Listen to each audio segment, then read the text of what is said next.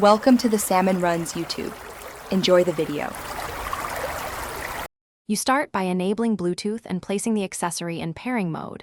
This ensures discovery works. Once done, open Settings Bluetooth and Devices and confirm the toggle is on, because Windows must scan.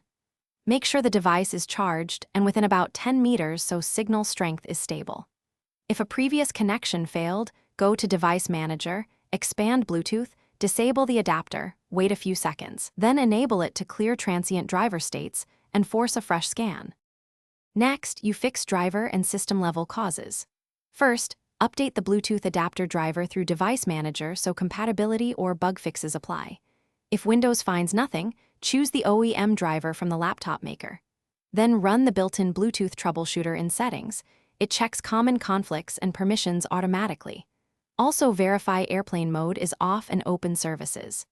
MSC to confirm Bluetooth support service is running and set to automatic. This prevents discovery and pairing failures caused by stopped services or startup timing. Finally, you complete pairing and handle remaining errors.